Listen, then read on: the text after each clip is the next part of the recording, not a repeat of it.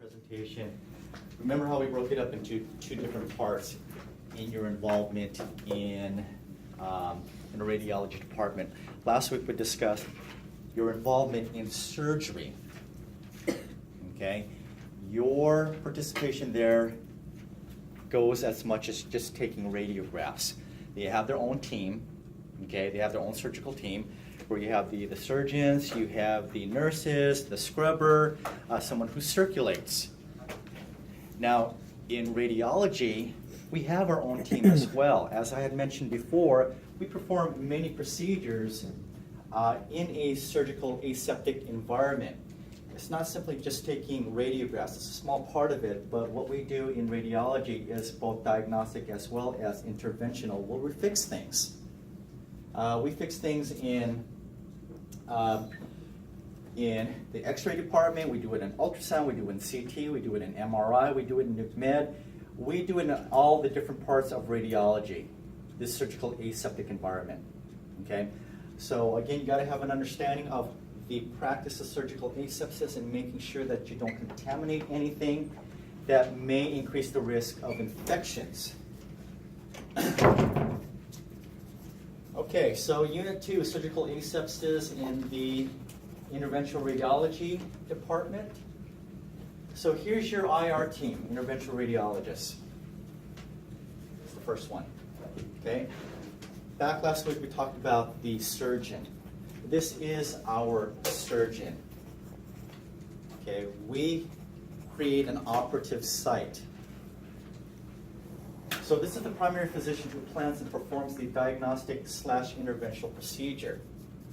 Secondly here, now what you're going to have here is what's known as a scrub tech. This is going to be you guys. You will be the second set of eyes, the second set of hands for the doctor, as well as your knowledge base. You know just as much as the physician in the procedure that you are performing. They count on you. It's not like any other part of the radiology department. They are dependent on your knowledge and your skill in performing these procedures. So the scrub tech, you're dressed in sterile attire. Remember how we talked about this last week, where you enter the OR department and you are assigned your surgical scrubs, right? Mm-hmm. Okay. Are the surgical scrubs that you wear, is that considered sterile? No. It is not until you cover it with a sterile gown and you wear sterile gloves. Now you can go into the operative site, wherever it may be, and you can touch that area without contaminating it and increasing the chances of an infection. You guys follow so far? Okay? So you as a scrub tech, you are going to be dressed in sterile attire. You're going to have scrubs, but you're going to put on also a gown and sterile gloves. You're going to set up the sterile field for the procedure. You're going to assist the physician by presenting sterile instruments and equipment needed for the procedure. So not only are you going to be presenting, but a big part of what you do will be assisting. Again, you're going to be the second set of eyes and hands for this physician. Third one here is a nurse. You're also going to need a nurse to provide our patient with pain management, anesthesia.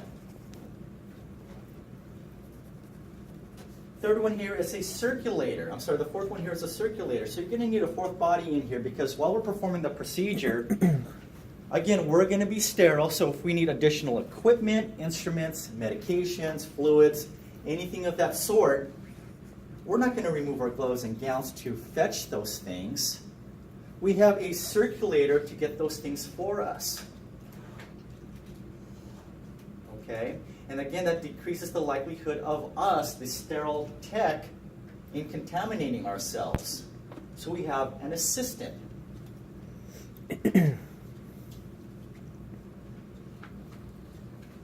You have to have a good understanding in how to open up sterile packages. So you're going to be setting up your sterile tray, and you may also be circulating yourself. This must be done without contaminating the sterile object within the packaging or the sterile field. So here we have a sterile tray. Remember, the outside of the package is not sterile, so we can touch it. We can handle it. Okay? Even when we open up the outside packaging, it's still wrapped up with another drape, and we can touch the outside as well. I can do it with my bare hands. It's the inside of the package that is sterile, and we got to avoid contaminating that. The key here, as we talked about last week, is sterile on sterile. To touch anything sterile, you must be sterile. Once you touch something that isn't sterile, what happens? You're not sterile no more. Now you've contaminated it, okay? Or you become contaminated, depending on which end we're talking about. So when we're opening up a sterile tray, this what we have here is what we call a minor sterile tray. These are done for minor type of procedures. There's not a lot of stuff in here. Okay, we have trays that are, hand-sized, and we've got trays that are the size of this table, which would a lot more contents in there, a lot more equipment and instruments. This is very minor. So the way it says here is, when you're opening up a sterile tray, okay, let's just say here we're going to put this on the table. Now, before I open up my tray, what should I do with my table? Disinfect. Wipe it down. We need to disinfect it. Okay? After that, we can place our tray on top of the disinfected table. Okay? Now, let's just say my hand is the table. The first one here is you want to place the sealed end of the sterile packet towards you. As you can see here, there is a pointed part of the towel. This is going to be towards you. Okay? When you open it up, you're going to open the first corner, this is the first corner, away from you. Okay? Notice that there's still a cover here. It's still covered. You guys see that? What's going to happen now is you're going to fold the second and third corners, which is going to be, this is folded wrong. This should be on the inside. Okay, so you're going to fold the side, unfold the sides away to the side, and then the last one towards you. Okay? And then the last one towards you, and it now reveals the tray. We do it in this order. This folded end starts off towards you and not away from you, because look what happens. When you do it in the same exact order, the last corner that you're going to unfold is here. What's going to happen with here? What's going on? Where's my arm? Going across the tray. It's going across the sterile field. So there is a reason why we unfold it in a certain order. Okay? And inside this tray we've got needles, we've got towels, we've got syringes, we've got gauze, we've got injector tubings, we've got lidocaine. Okay, very minor, very basic. You can't get any more basic than what we have here. Okay, so here's the picture of what we just did. Notice again what I did is table swipe down, folded area towards you, and you're going to unfold that. You're going to unfold the sides and the corner. This is what is revealed.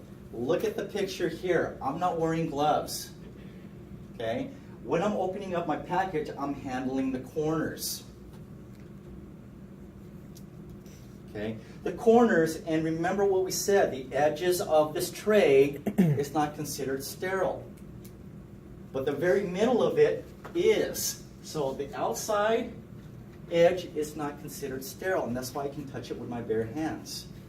Now, once I've opened up the contents, what am I wearing? Gloves.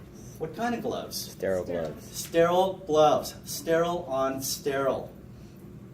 Be conscious of what you're touching, because once your hand, wearing the sterile gloves, touches something else that isn't sterile, and you go back to touch your sterile tray, what have you done now? Contaminated. Not only did you contaminate yourself, but you've also contaminated the contents.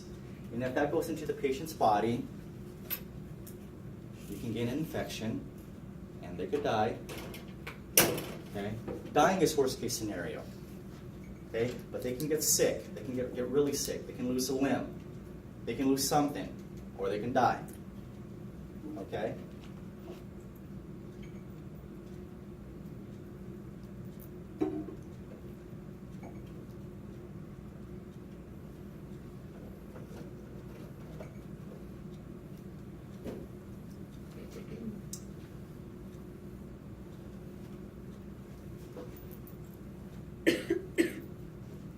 This video demonstrates how to set up and prepare for minor surgical procedures. Sterile equipment required includes the following: an appropriate surgical pack, gloves, additional items not in the pack, such as a scalpel blade, a drape, suture material, a syringe and needles for drawing and giving local anesthetic, and transfer forceps.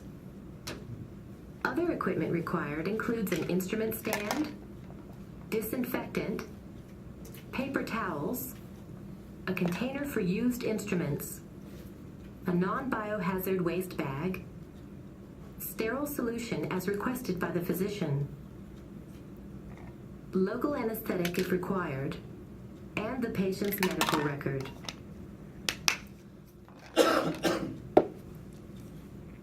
Wash your hands. Confirm the patient's details. Check that the patient understands the procedure, has given consent, and followed any special instructions. Ask if the patient has any allergies. Disinfect the instrument stand.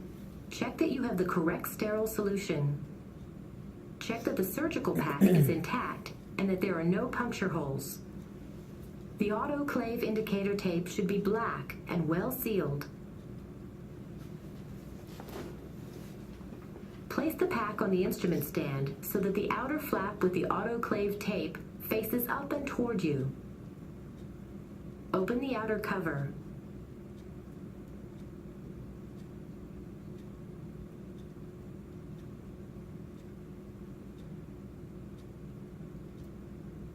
Now open the inner pack. Holding the tip of the folded back corner, open the first flap away from you. Avoid touching or crossing the sterile field. Again, using the folded tip, open the second flap to the side. Open the third corner flap to the other side. Open the last flap toward you. The opened inner cover is now the sterile field. Note that the outer inch is considered a contaminated area and should not be used. Add any other sterile equipment needed. Open the packaging carefully so the item drops into the field. Take care that you do not touch the sterile item or Okay, did you see what she did there when she was placing a sterile package Take on care her that tray? you do not touch the sterile item or contaminate the field. Contaminated area and should not be used. Add any other sterile equipment needed. See, again, the outside is Open not the sterile, packaging it's the carefully inside so that's the sterile. item You drops can drop into it the on the field. sterile field without having to Take touch it care with that your you do bare not hands. touch the sterile item. The other thing that you can also do is that when you're opening up a package,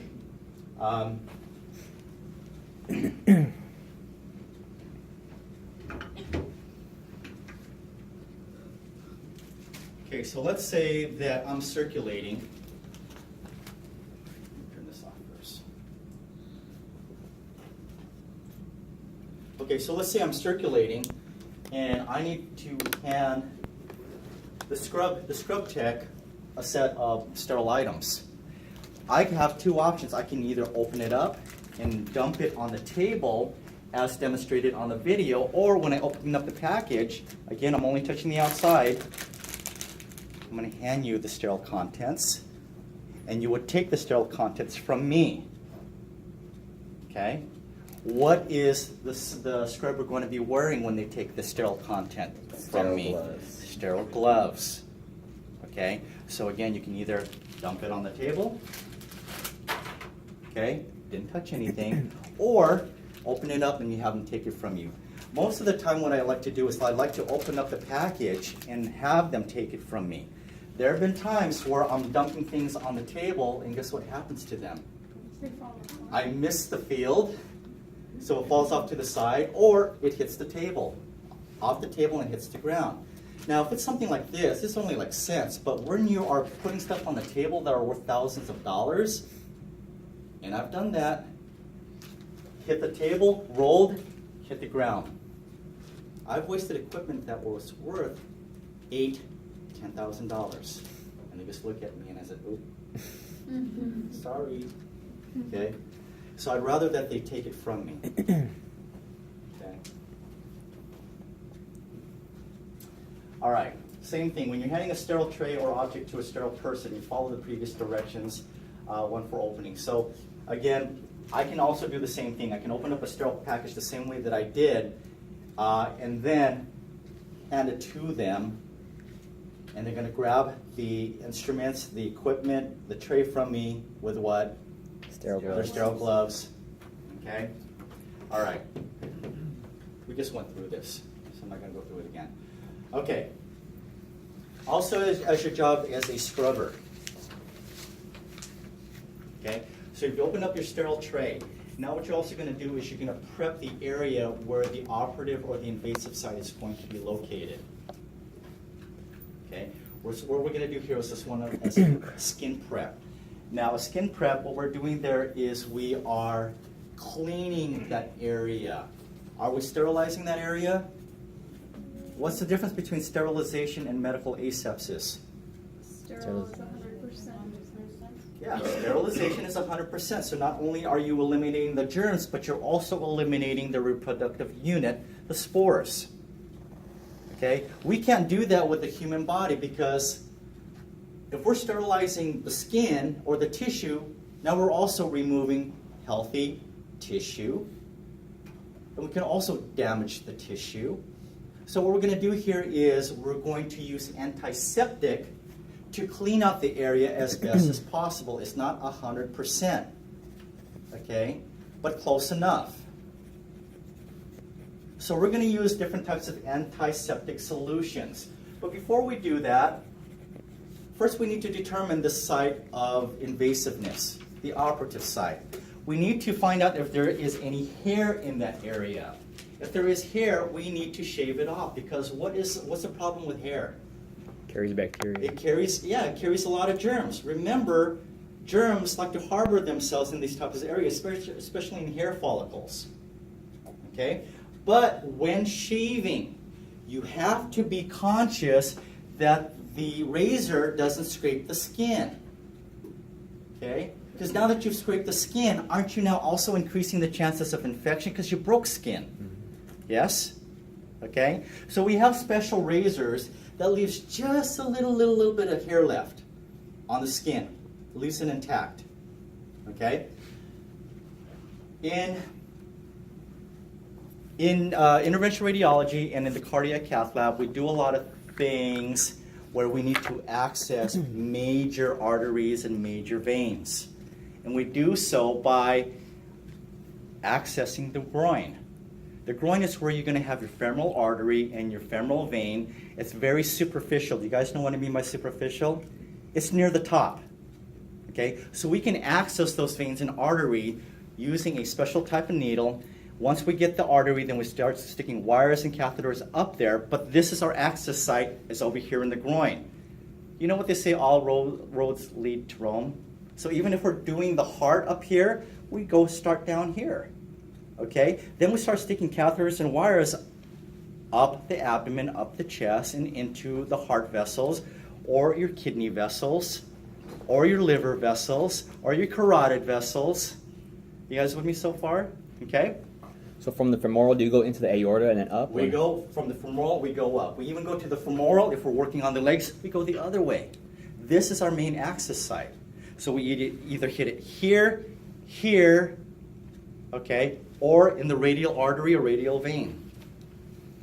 These are all the different sites that we access. So those are major type of procedures. Now, I'm going to tell you guys a story. This is back in the day. We were training somebody to start circulating in the cath lab. So this guy was working his way from the bottom, from circulating to assisting, and then eventually to scrubbing. Right now he was down in the bottom. And the thing that we usually do with anybody coming in any cath lab or any interventional radiology is we assign them to be the barber. Okay? They're the barber, so they start at the very bottom. All right, so they have barber duty. So they shave the groin. Again, we use an electric razor. The clippers just leaves just a certain amount of hair on the top, so we're not, scratching the skin. And what he would do is, so you have all this hair, okay? So you're brushing it off to the side, okay? And what we like to do is we also like to use tape to remove any excess hair. Okay, we didn't tell him how to do that. Okay, so he went in there blindly, shaving, brushing, and then blowing. We would just stand in the back and we would just watch him because it was just so hilarious. He'd just get his face down there and start blowing.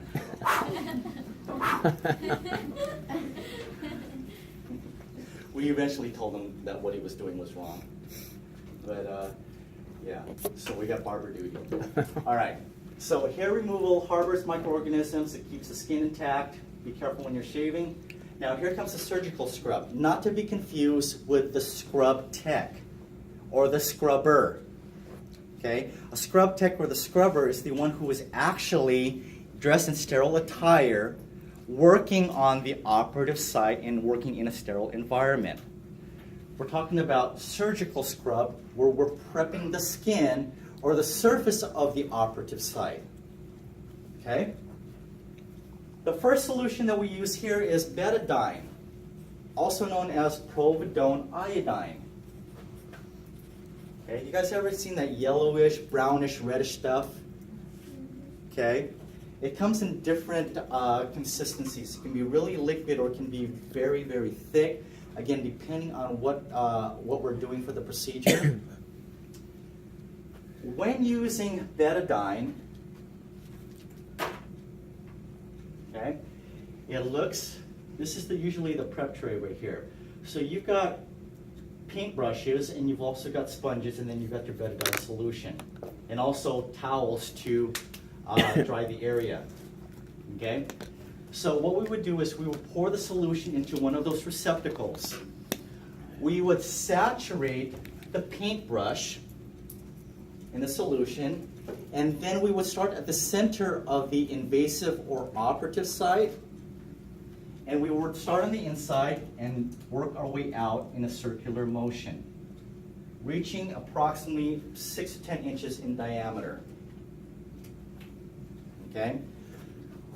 Once we're done with that paintbrush saturated with betadine, can I go back and do it again? No.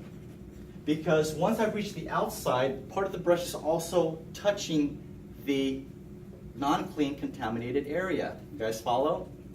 So once I'm done with that brush, what am I going to do with it? Dump it. I'm going to throw it away. Can I throw it back on my tray? No. No. Get rid of it. Okay? Now what you're going to do is you're going to grab another paintbrush, saturate it, and do the same thing in a circular motion from inside out.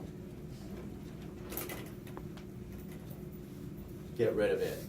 And we're going to do that 3 to 4 times, again, depending on the type of procedure that we're doing. If it's minor, okay, we're just putting needles and things in there, we do it about 3 or 4 times. Now, if there does require a cut down, where you're cutting the skin, cutting the muscle, cutting the tissue, okay, now you're probably going to do a more thorough type of cleaning, and it's going to be maybe about 6 to 7 times.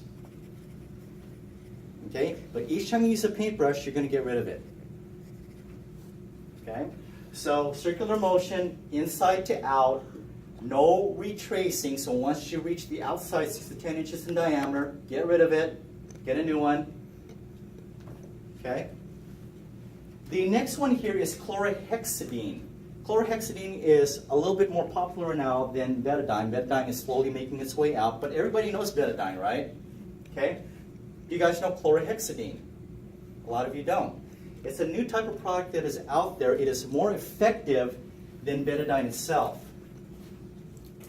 The chemical, the active chemical in what is known, the over-the-counter name is called Chloroprep. Chloroprep, this is what it is right here. Okay?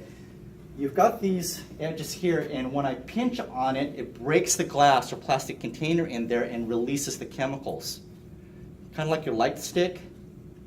Okay, when you go fishing or when you go trick-or-treating, you know those light sticks? Okay, it does the same thing. So once I break the plastic container of glass, then the chlorhexidine starts to ooze out. Okay? This is a bigger version of it.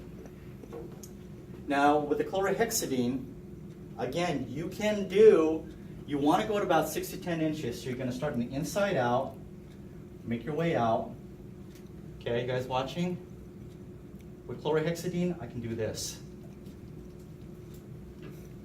Why? Okay. Because it's more stronger. Because it's stronger.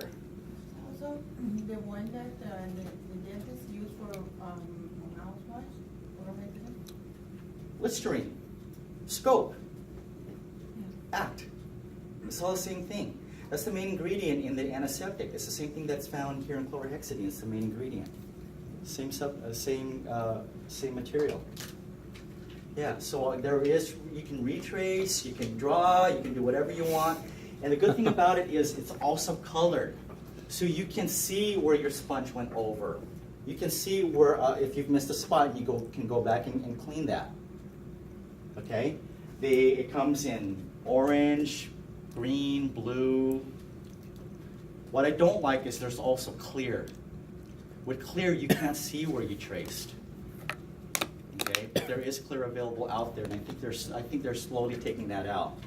But you want something that's colored so you can see the area that you cleaned. Okay? And then lastly here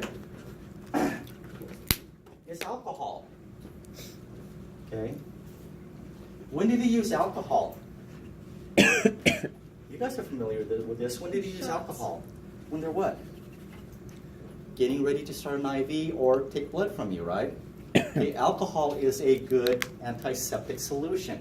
But the problem with alcohol is what? It evaporates quickly. Not only does it evaporate, but it hurts, right?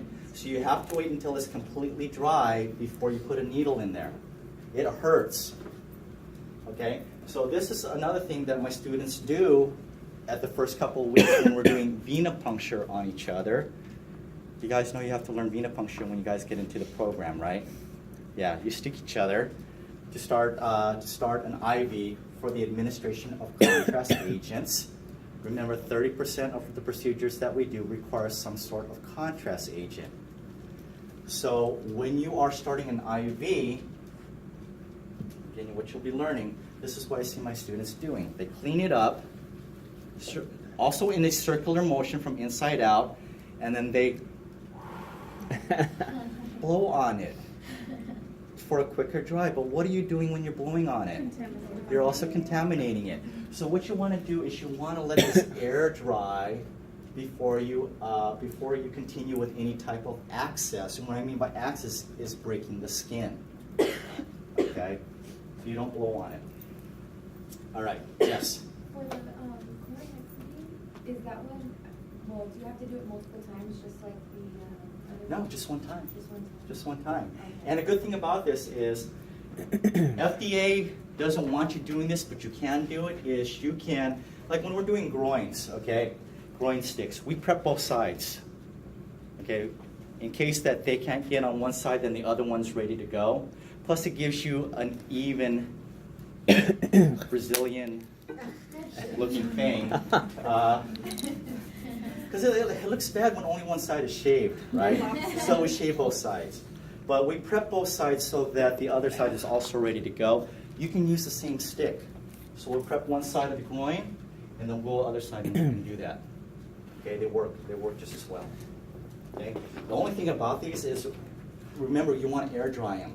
What we have found out about chlorhexidine, and this was years and years ago, because we used to use this to prep to do pacemakers. Okay? So we're up here in the chest. When we're doing a pacemaker, the patient is receiving a lot of oxygen through their mask, underneath the drape. But some of that oxygen can leak underneath the drape and go into the surgical site. And we use cautery devices. Okay? We use electricity to cut the skin. So with that spark, Boom. fire started. This was years ago. They've changed the chemical makeup of that since then, but it was at that time highly flammable. I mean, luckily nobody died, but. All right. All right, so skin prep, open the sterile pack, pour antiseptic solution into the sterile basin, observe the skin for any kind of skin lesion or hair, put on sterile gloves, soak up scrub brush it with antiseptic solution, and you're gonna clean the area in a circular motion 6 to 10 inches. Do we have any questions? After each paintbrush bed down, you gotta dump it and use a new one. Okay? Okay, once you've painted it, now you're going to take your towel and you're going to blot the area. So here's your towel.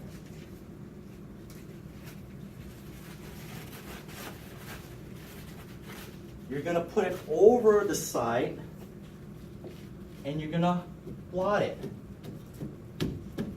Okay? Being careful that when you're done blotting it and trying to dry it is that you're going to slowly peel away the towel. Because any slight movement as you're moving it, taking the towel away, you're going to bring the outside area which you haven't cleaned into the field. That's why you got to peel it away from the site. Okay?